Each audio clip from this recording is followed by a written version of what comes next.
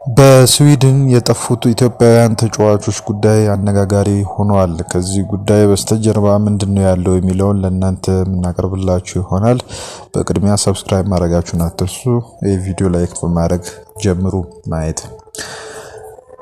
በስዊድን ኢትዮጵያውያን እግር ኳስ ተጫዋቾች መጥፋታቸው አነጋጋሪ ሆኗል።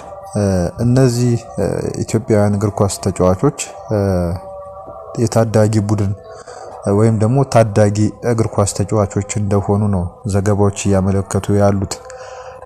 ብዛታቸው እንግዲህ 20 ያህል ነው የሚሆኑት የታዳጊ ኢትዮጵያውያን የእግር ኳስ ቡድን አባላት ናቸው።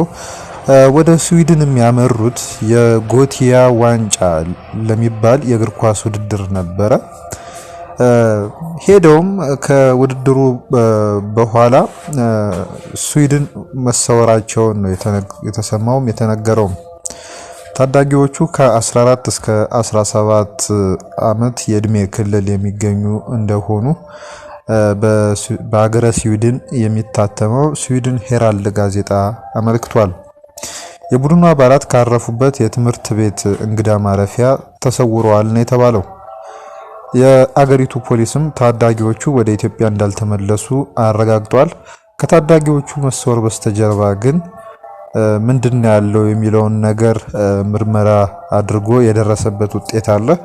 ይሄ ወደዚህ በቀጥታ ከማምራታችን በፊት በአሁኑ ጊዜ ለስፖርታዊ ውድድር፣ ለተለያዩ ጉዳዮች፣ ለስልጠናዎች የሚጠፉ ሰዎች ቁጥር ቀላል የሚባል አይደለም። ከዚህ በፊት ኢትዮጵያ ቡናና ቅዱስ ጊዮርጊስ እግር ኳስ ክለቦች በአሜሪካ በኢዮብ ማሞካቻ በተሰኙ ባለሀብት አማካኝነት ሄደው ጨዋታቸውን ሲያደርጉ ከዛ ውስጥ የተወሰኑ ተጫዋቾች መጥፋታቸው የሚታወቅ ነው።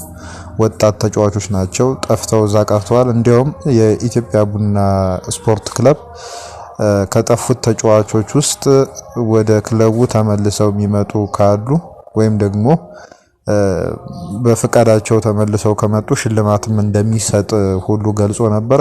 እናም አንድ ተጫዋች ብቅ ብሎ ከጠፋበት የተዘጋጀለትን ሽልማት ወስዶ ተመልሶ ስለመጥፋቱ ያኔውኑ ሲዘገብ ነበር። ይሄም አነጋጋሪ ነበረ። በሌላም ጊዜም እንደዚሁ በተለያዩ ጊዜያት የሰርከስ ዝግጅት የሚያቀርቡ ሙያተኞች፣ የእግር ኳስ ተጫዋቾች፣ አንዳንድም አትሌቶች ሲጠፉ አይተናል። በሌላ ዘርፍ ከእግር ኳስና ከስፖርታዊ ውድድሮች ውጪ ባለው ዘርፍ ማለትም በጋዜጠኝነቱ ዘርፍ ለዘገባ ሂደው አሜሪካም አውሮፓም የቀሩ በርካቶች ናቸው። እንዲያውም ለአብነት ያክል የኢቢኤሱን ጋዜጠኛ ዮናስ ከበደን መጥቀስ በቂ ነው። ዮናስ ከበደ በአሜሪካ የጥገኝነት ጥያቄ አቅርቦ ጥያቄው ምላሽ እስኪያገኝ ድረስ እየተጠባበቀ እንደሚገኝ ያው የምታውቁት ሀቅ ነው። እነ ኢቲቪ ላይ የስፖርት ጋዜጠኛ የነበረችው እማዋይሽ ዘውዱ እርሷም እንደዚሁ እዛው አውሮፓ ሀገር ለስልጠና እንደሄደች የፖለቲካ ጥገኝነት ተሰጥቷት እየኖረች እንደምትገኝ ያው የምታውቁት ነው። ከእግር ኳስ ዘርፉም ባለፈ የፖለቲከኞችም ጋር ይሄ ነገር ይስተዋላል ማለት ያ ፖለቲከኞች ይሄን ቢያደርጉት የሚገርም አይደለም። እንደምታውቁት ኢትዮጵያ ውስጥ የፖለቲካ እንቅስቃሴ ማድረግ የራሱን የቻለ ፈተና አለው። እናም ይሄን ፈተና ለመወጣት ሙከራ ሲያደርጉ ቆይተው ነገር ግን ከአቅማችን በላይ ነው ብሎ ባመኑበት ሰዓት አንድም ለጉብኝት ሌላም ደግሞ ለስልጠና በሄዱበት ወቅት የሚቀሩ በርካታዎች ናቸውና ለማስታወስ ያክል የኢትዮጵያ የፖለቲካ ፓርቲዎች የጋራ ምክር ቤት ለስልጠና ወደ ሆላንድ ከላካቸው ሴት ፖለቲከኞች ውስጥ የተመለሱት ጥቂቶች ናቸው፣ አብዛኞቹ ቀርተዋል የሚል ዘገባ ዋዜማ ሰርቶ እንደነበረ ወይም ዋዜማ ሚዲያ ሰርቶ እንደነበረ አስታውሳለሁና እንደዚህ የውጭ እድሎች በተገኙ ቁጥር የመቅረት አንድምታ አዲስ አይደለም። በየጊዜው ምናልባት የተለያዩ ሰዎች ሲያደርጉት አዲስ ይሆንብናል እንጂ ለኢትዮጵያውያን የተለመደ ነው። ነገር ግን እንደ ጎረቤት ሀገር ኤርትራ ደግሞ በእጅጉ የተባባሰበት የለም። ጎረቤት ሀገር ኤርትራ ሁሌ ነው ብሔራዊ ቡድን ነው። ይሄ እንዲያውም የእግር ኳስ ቡድን ነው፣ የኢትዮጵያ እግር ኳስ ቡድን ነው አባላት የጠፉት፣ ብሔራዊ ቡድን አይደለም። ብሔራዊ ቡድኖች የሴካፋ የሌላ የአፍሪካ አህጉር አቀፍ ውድድሮች ላይ ሲሄዱ እንዳለ ከና አሰልጣኛቸው መጥፋታቸው የተለመደ ነውና በምስራቅ አፍሪካ ሰፋ አድርገን ካየነው ይሄ የተጫዋቾች መጥፋት በእጅጉ የተለመደ ነው ማለት ይቻላል።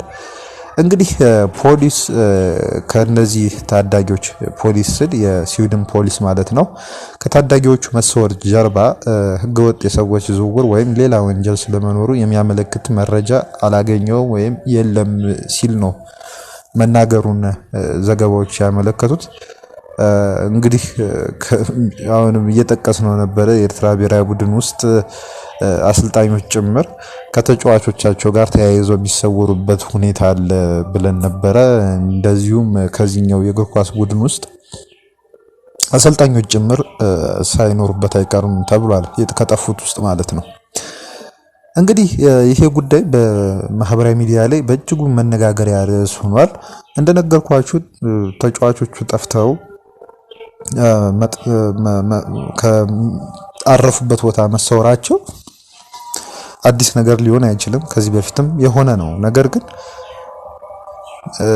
ማህበራዊ ሚዲያ ላይ እነዚህ የእግር ኳስ ቡድን ተጫዋቾች መጥፋታቸው አሁን ካለው የኑሮ የፖለቲካና የማህበራዊ ሁኔታ አንጻር የተያያዘ ነው። ይህን ማድረጋቸው ደግሞ ሊደንቅ ማለት ሊያስገርም አይገባም የሚል አይነት ሐሳብ ሲንሸራሸር አይተናል። ግን በጣም እንደኔ ከሆነ ወይም እንደኛ ከሆነ የኢትዮጵያ እግር ኳስ ፌዴሬሽን ያወጣው ማስተባበያ ትንሽ በጣም የሚያስቅ ነው እና ምንድነው ፌዴሬሽኑ ያለው በቡድኑ አባላት መጥፋት ዙሪያ መረጃዎች እንደደረሱት ገልጾ በተለያዩ አካላት ታዳጊዎቹ የኢትዮጵያ ብሔራዊ ቡድን ተወካዮች እንደሆኑ ተደርጎ የሚሰራጨው ዘገባ ሙሉ በሙሉ ትክክል አይደለም ብሏል። እስካሁን ድረስ እኛ ባደረግነው የሚዲያ ሞኒተሪንግ ወይም ደግሞ ማጣራት የኢትዮጵያ ብሔራዊ ቡድን ታዳጊ እግር ኳስ ተጫዋቾች ጠፉ ብለው ዘገባ የሰሩ ሰዎች የሉ። እኛ እስከምናውቀው ድረስ የአንድ እግር ኳስ ቡድን በራሳቸው ጥረት እድሉን እንዳገኙ የእግር ኳስ ቡድን አባላት ተደርጎ ነው እየተዘገበ ያለው። ትንሽ እኛ ሀገር ያለው የኮሚኒኬሽን ወይም የተግባቦት አሰራር ትንሽ የሚያስቅ ነው። ያልተባለው ተብሏል፣ ይሄ ግን አይደለም የሚል ማስተባበያ ለመስጠት ነው የሚሮጠው። መጀመሪያ ግን ምን ተባለ የሚለውን ለማየት ጥረት አይደረግምና አስቸጋሪ ነው እና አክሎም መሰል ታዳጊ ቡድኖች ወደ እንዲህ ባሉ ዓለም አቀፍ ውድድሮች የሚያመሩት በራሳቸው ጥረት በሚያገኙት እድል እንጂ አገራቸውን ወክለው በፌዴሬሽኑ አደረጃጀት እንዳልሆነ ገልጿል። ብዙም የተለየ ነገር አላነሳም። ያው ፌዴሬሽኑ ብሔራዊ ቡድን ያልጠፋም፣ ትንሽ ፌዴሬሽኑ የተጨነቀው ብሔራዊ ቡድን ጠፋብኝ ተብሎ ተወርቷል። ብሔራዊ ቡድን ግን እንዳልጠፋ ለማረጋገጥ እወዳለሁ የሚል አይነት ሐሳብ ነው ያነሳውና ከሞላ ጎደል እንግዲህ እነዚህ ተጫዋቾች ወጣቶች ናቸው። እንግዲህ እድሜያቸውን እንዳየነው ከ14 እስከ 17 ዓመት ያሉ ወጣቶች ናቸው።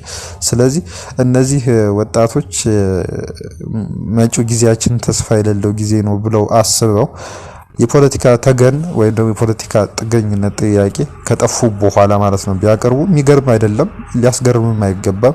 ይልቁንስ ኢትዮጵያ ወይም እቺ ሀገር ያለችበት ሁኔታ ምንድነው? የኑሮ ሁኔታችን፣ የኢኮኖሚ ሁኔታችን ምንድነው? ለታዳጊዎቿ ተስፋ እየሰጠች ያለች ሀገር ነች ወይስ ተስፋቸውን እየነጠቀች ያለች ሀገር ነች የሚለውን ማጠየቅ የሚያስፈልግ ይመስለናል። ከሞላ ጎደል እንግዲህ ያለው መረጃ ይሄ ነው። ወደ ሂውማን ራይትስ ዎች ጥያቄ እናመራለን። የኢትዮጵያ መንግስት ሳውዲ አረቢያ የሚገኙ ኢትዮጵያውያን የቆንስላ አገልግሎት እንዲያገኙ ጣልቃ እንዲገባ ሂውማን ራይትስ ዎች ጠይቋል። ድርጅቱ የአገሪቱ ባለስልጣናት በኢትዮጵያውያን ላይ የሞት ቅጣት ተግባራዊ ማድረግ እንዲያቆሙና የሞት ቅጣት ለሚጠብቃቸው ሌሎች ኢትዮጵያውያን ፍርዱን እንዲቀንሱ የሌሎች ሀገራት መንግስታት ግፊት እንዲያደርጉ ጥሪ አቅርቧል። ሳውዲ አረቢያ ሰኞ ዕለት በስቅላት የቀጣቻቸው 5 ኢትዮጵያውያን ከትግራይ ሄዱ ናቸው ሲል ሂውማን ራይትስ ዎች ጠይቋል። ድርጅቱ ሌሎች 79 ኢትዮጵያውያን ከአደንዛዥ እጽ ማዘዋወር ጋር በተያያዘ የሞት ቅጣት ይጠብቃቸዋል ብሏል። ሳውዲ አረቢያ በኢትዮጵያውያን ላይ የሞት ቅጣት መፈጸምን በአስቸኳይ እንድታቆምና ሁሉንም ፍርዶች እንደገና እንድትፈትሽም ነው ድርጅቱ የጠየቀው። እንግዲህ የሳውዲ አረቢያ ጉዳይ በዚህ አያቆምም።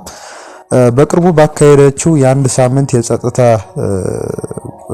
ቁጥጥር ዘመቻ በህገወጥ መንገድ የሀገሪቱን ድንበር ከማቋረጥ ጋር በተያያዘ ካሰረቻቸው 1626 የውጭ ዜጎች መካከል 2/3ኛዎቹ ኢትዮጵያውያን ናቸው ተብሏል። የውጭ ዜጎችን ጨምሮ 15000 ሰዎች የታሰሩ ሲሆን ምክንያቶቹ በህገወጥ መንገድ ድንበር አቋርጦ መግባት፣ የህጋዊ የመኖሪያ ፍቃድ አለመያዝ፣ በህገወጥ መንገድ የገቡ የውጭ ዜጎችን ከማጓጓዝ ወይም ከመደበቅና ከሰራተኛ ቅጥር ጋር የተያያዙ መሆናቸውን ነው የአገሪቱ ጋዜጦች የዘገቡት። ድንበርን በህገወጥ መንገድ ከማቋረጥ ውጭ ባሉት ሌሎች ወንጀሎች ምን ያህል ኢትዮጵያውያን እንደታሰሩ ግን የነዚህ ጋዜጦች ዘገባዎች አላመለከቱም ወይም አልጠቀሱም። እንግዲህ በሳውዲ አረቢያ የሚገኙ ኢትዮጵያውያን ጉዳይ ትንሽ አስቸጋሪ አይነት አቅጣጫ የያዘ ነው። እንግዲህ ምን አይነት ልባት እንደሚያገኝ አብረን የምናየው ይሆናል።